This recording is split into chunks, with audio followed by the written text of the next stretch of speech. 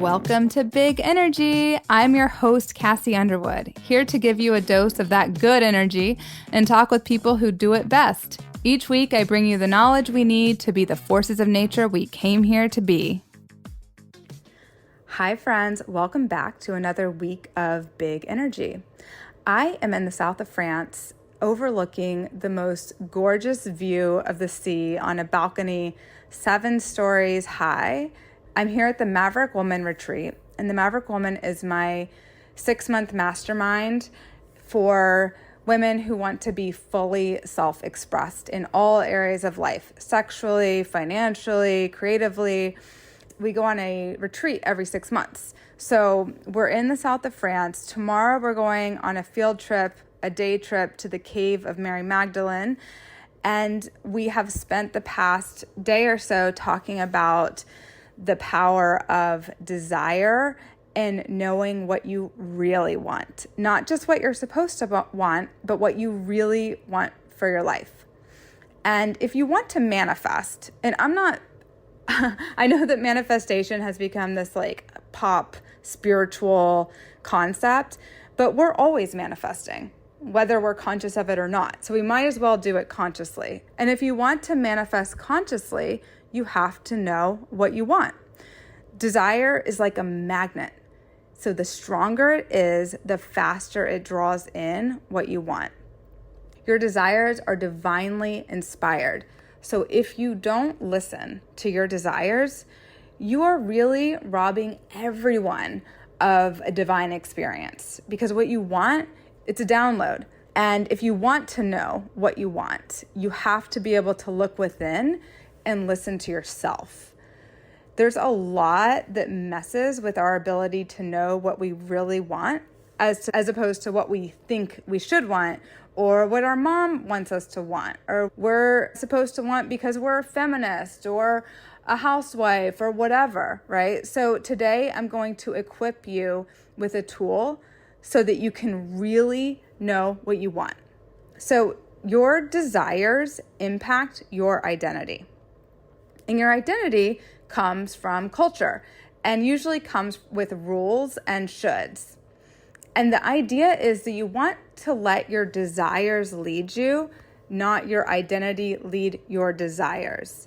Your desires come from that still small voice within. So if you listen, you're like, what do I really want? And it can be something really small. It could be like, I really want to eat a croissant. I really want a cup of coffee right now. And then you can go to something bigger, like I really want to take a plane to Greece. I really want XYZ in my relationship.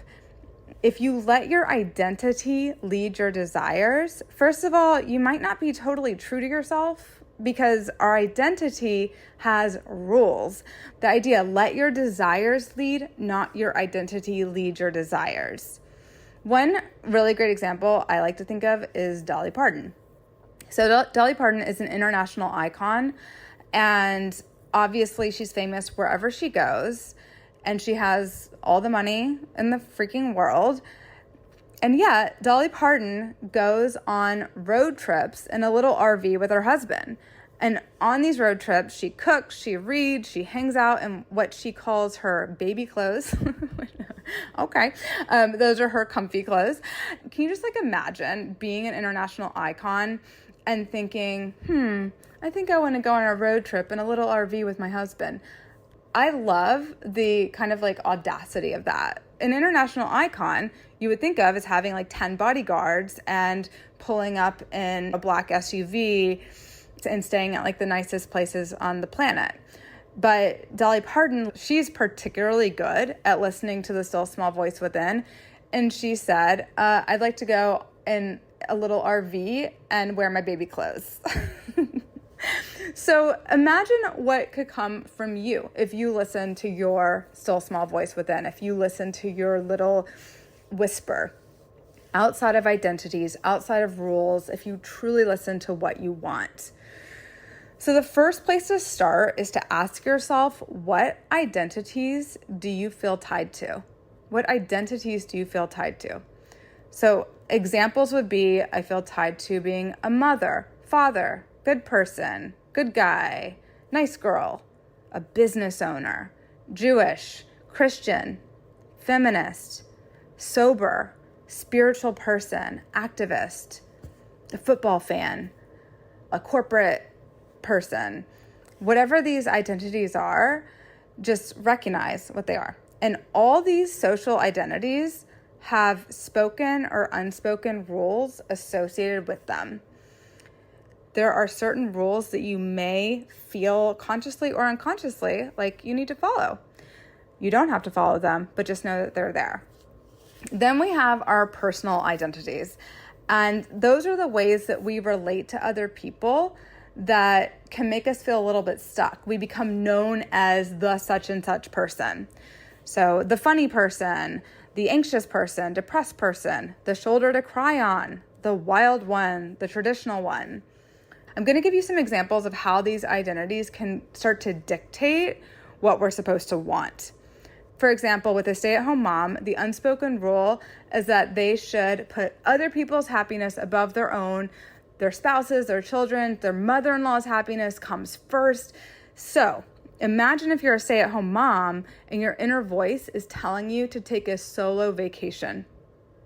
That is pretty revolutionary for a stay-at-home mom. That would be breaking the rules. So first, we just have to recognize we have the identity and that the identity has rules that are spoken or unspoken, and then that we can break the rules. Another example would be a football fan, quote unquote, shouldn't do therapy, okay? Like if you're a football fan or like a jock or a sports person, that you shouldn't do therapy. Of course you can do therapy, but that's like the unspoken rule. That'd be considered what? Soft, too emotional. Another rule, business owners should always want to make more money as a goal. A funny person shouldn't let their guard down and be too vulnerable. Those are just examples. It doesn't matter what the social rule is. The idea is for you to know what identities you're attached to, and then for you to identify if there are any rules that you feel obliged to follow, or that you feel like, oh my gosh, what would people think if I ... And once you get down to that, then you can realize, God, I don't want to be imprisoned by rules that society made up for me or that I've made up for myself. I want to be free, right? So the goal is to be aware of the identities we're attached to and the rules we associate with them. When we raise our awareness to the rules that we are following, we'll be able to turn up the dial on the voice within that will tell us what we want, what we really and truly want. That voice within does not follow rules, doesn't give a shit about our identities, and that voice within wants what she, he, or they wants. That voice gets louder. The more we become clear that we have an identity and that we're following certain rules, the louder that voice can get. Now, obviously, when we follow that voice, our life gets more interesting and we get more interesting. I think it's way cooler to create seemingly contradictory juxtapositions in who we are. Being funny and vulnerable, being a football fan and being really emotionally intelligent, doing therapy, being really curious about getting to know yourself more. Being a stay-at-home mom who's also y'all, I never quit working and I will be taking a solo vacation and not feeling any guilt about that. Fuck yes. Being a business owner who maybe is going to take a season to focus on creative expression rather than money making. It's up to you. It's about what you truly want. Sometimes what we want follows perfectly in line with our identity, but sometimes it doesn't. And that's okay too. It's really about giving yourself permission to want what you want.